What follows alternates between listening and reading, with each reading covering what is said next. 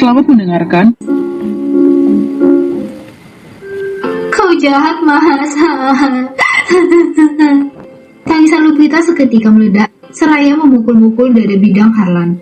Harlan bukannya marah, ia malah membiarkan Lupita melampiaskan kekesalan pada dadanya. Setelah lelah, Harlan memeluk erat tubuh Lupi masuk ke dalam dekapannya. Lupita tidak menolak dekapannya, merasakan kehangatan dalam pelukan suaminya. Senyuman sumringah tersungging di bibir Harlan. Ia telah berhasil mengetahui isi hati istrinya. Baru pertama kalinya Harlan dan Lupita bersentuhan, dari sejak pertama kali mereka saling mengenal hingga akhirnya menikah. Belum pernah tersentuh sama sekali, apalagi berpelukan. Dengan lembut, Harlan mencium kening istrinya. Seketika, Lupita tersentak kaget saat mendapat ciuman dari suaminya. Tangisannya terhenti, hanya isakan pelan yang terdengar lirik. Lupi mengendurkan pelukannya dan menunduk. Rasa malu menyeruak dengan apa yang sudah ia perbuat tadi. Gimana, sudah tenang kan? Tersenyum tipis. Mas jahat, kenapa aku diprank? Lupi mengerucutkan bibirnya. Maaf ya, sudah buat kamu nangis. Mengacak rambut Lupita. Lain kali jangan begitu lagi ya mas. Ya sudah, istirahat, sudah malam. Tangan kekar Harlan mengusap lembut air mata Lupita yang tersisa. Tapi mas benar kan belum pernah menikah? Tanyanya lagi mengangkat matanya, menatap Harlan serius. Apa kau masih ragu? Apa kau lupa saat PRT minta KTP mas? Kalau sudah menikah, pasti di KTP itu sudah ada keterangannya dong. Lupita terdiam. Ini sudah jam 11, tidurlah. Mengelus pucuk kepala Lupita, lalu Harlan berjalan keluar meninggalkan kamar Lupita. Helaan nafas lega keluar dari bibirnya. Setelah menutup pintu, Lupita membaringkan tubuhnya di atas kasur. Apa tadi? Aku tidak salah. Mas Harlan untuk pertama kalinya mencium kening dan mengusap rambutku. Kenapa ada rasa nyaman dan senang saat ia membekap tubuhku? Ciuman itu berasa hangat walau hanya di kening. Seumur hidupku, baru sekali ini aku dicium dan dipeluk laki-laki, yaitu suamiku sendiri. Lupita menertawakan dirinya sendiri. Rasa kantuk mulai menyerang, tak terasa, ia tertidur lelap. Jam 4 subuh, Lupita sudah bangun. Ia masuk ke dalam kamar mandi. Setelah mandi, ia menjalankan sholat subuh. Aktivitas setiap hari ia lakukan membuatkan kopi untuk suaminya dan sarapan di pagi hari. Pintu kamar terbuka. Harlan keluar dengan membawa handuk di pundaknya. Sedang masak apa? Tanyanya yang sudah berdiri di belakang Lupi. Nasi goreng ceplok telur. Sebelum berangkat ke pasar, kita makan dulu ya mas. Iya, aku mandi dulu ya. 2 piring nasi goreng sudah berada di atas meja makan bersama 1 cangkir kopi hitam. 15 menit kemudian, ia keluar dari kamar mandi dan mengganti baju di kamar. Harlan menarik kursi dan duduk, satu tangannya menyugar rambutnya yang masih basah. Pemandangan yang indah itu tidak Lupi lewatkan. Harlan terlihat cool dan tampan pagi itu. Hei, kenapa melamun? Pagi-pagi tidak boleh melamun, anak ayam tetangga nanti mati. Apa hubungannya melamun sama anak ayam mati, mas? Tanya Lupita seraya masukkan nasi goreng ke dalam mulutnya. Harlan hanya gelengkan kepala seraya tersenyum tipis. Ia mulai menikmati nasi goreng buatan istrinya. Sekarang kita mau kemana dulu? Kita jalan-jalan dulu ke Monas ya mas. Baru siangnya kita belanja ke pasar. Iya, mas ikut kemana kamu mau. Mereka sudah selesai sarapan. Harlan menghabiskan kopi sebelum pergi. Lupi mengganti kemeja motif bunga dipadu celana jeans. Rambut panjangnya dikucir kuda. Sederhana, tapi terlihat cantik. Setelah pintu sudah terkunci, mereka berdua naik sepeda motor. Motor melaju dengan kecepatan sedang menuju Tugu Monas.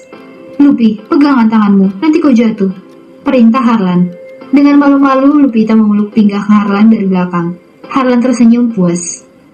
1,5 jam perjalanan motor sampai di tempat tujuan. Harlan memarkirkan motornya. Lupita begitu senang menatap Tugu Monas dari kejauhan. Mas, kita naik ke atas itu yuk. Apa kau tidak takut? Tempat itu sangat tinggi. Ada lift kalau mau ke atas itu, dan banyak kok yang naik ke atas. Boleh ya? Rengek Lupita. Ya sudah, ayo. Harlan mengalah dan mengikuti langkah istrinya masuk ke dalam ruangan. Di dalam juga ada tangga menuju ke atas. Mas, ini kita naik lift aja. Menarik tangan Harlan. Mereka masuk bersama rombongan yang lain, ikut naik ke atas Monas. Sesampai di atas, mereka keluar dari lift. Harlan melihat Lupita begitu senang dan bahagia. Mereka bisa melihat mobil berkendara, terlihat sangat kecil seperti semut. Angin sepoi-sepoi menerbangkan anak rambut Lupita ke sana kemari. Hembusan angin terasa sekali, hingga menembus tulang dan kulit. Mereka tertawa bersama, mengembalikannya momen yang indah dengan berfoto bersama. mengambil selfie berbagai gaya. Harlan begitu menikmati momen bahagia itu. Membuat orang bahagia itu sangat mudah, hanya membuatnya nyaman dan bisa tertawa lepas tanpa ada beban. Bahkan orang merasa senang dan bahagia tanpa harus dikelilingi banyak materi. Gumamnya. Ia terus memperhatikan Lupita yang begitu gembira sambil tertawa lepas. Lupita mulai banyak bicara apa saja dengannya. Tak perlu jalan-jalan ke luar negeri dan berfoya-foya, yang bisa menghabiskan biaya puluhan juta. Cukup liburan murah dan makan di pinggir jalan sudah membuat Lupita bahagia. Mas, kita turun yuk, aku sudah lapar. Ini sudah masuk jam makan siang. Harlan mengangguk. Mereka berdua turun ke bawah menggunakan lift. Kita mau makan apa? Apa keluar dari Monas kita makan di restoran? Aku ingin makan ketoprak itu, Mas. Menunjuk lapak ketoprak yang berada di bawah pohon. Ayo, Mas. Menarik tangan Harlan. Harlan mengikuti langkah Lupita dan duduk di sebuah kursi plastik bertenda biru. Bang, ketoprak 2 ya? Iya, Neng, sebentar ya. Minumnya apa? Air mineral botol kemasan aja, Bang. Iya, Neng. Tak berapa lama ketoprak selesai dibuat. Harlan dan Lupita menikmati ketoprak siang itu. Sesekali, Harlan menatap mimik wajah Lupita yang sedang makan. Terlihat sangat lucu. Ya Tuhan, istriku sangat menggemaskan. Lupi, makannya pelan-pelan saja. Ia melihat di ujung bibir Lupita ada tersisa makanan. Harlan mengambil tisu dan mengelapnya. Lupita yang merasa diperhatikan tersipu malu. Biar Mas yang suapin, kau makannya berantakan. Mengambil piring Lupita. Gak usah, Mas. Harlan menyodorkan sendok ke bibir Lupi. Akhirnya, Lupi menerima suapan suaminya. Ia merasa ini adalah makan siang yang paling romantis. Lupi tak menyangka Harlan yang dingin dan pendiam bisa seromantis itu.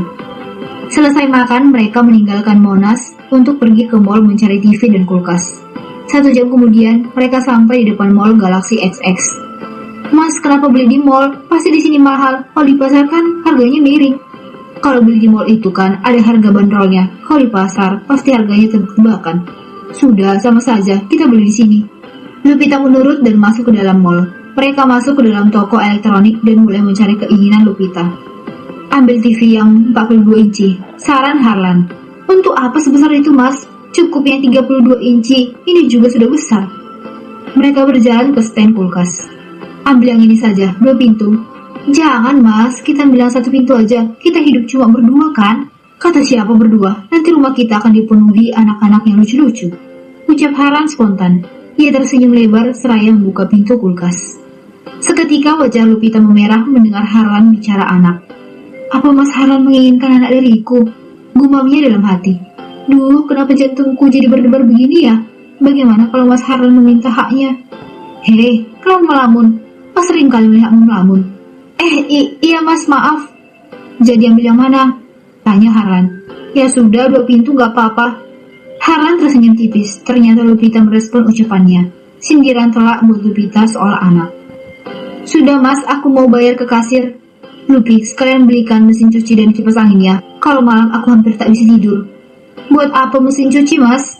Mas gak tega kamu nyuci pakai tangan. Kalau uangnya kurang, biar Mas yang bayarin. Gak usah Mas, uangnya juga masih lebih kok. Ya sudah, tambah mesin cuci dan kipas angin ya. Harlan mengangguk. Lupita dan Harlan menuju kasir. Sebenarnya Harlan ingin mengeluarkan kartu black tanpa limit, tapi ia takut Lupita curiga. Selesai pembayaran, mereka berdua pulang ke rumah menjelang sore.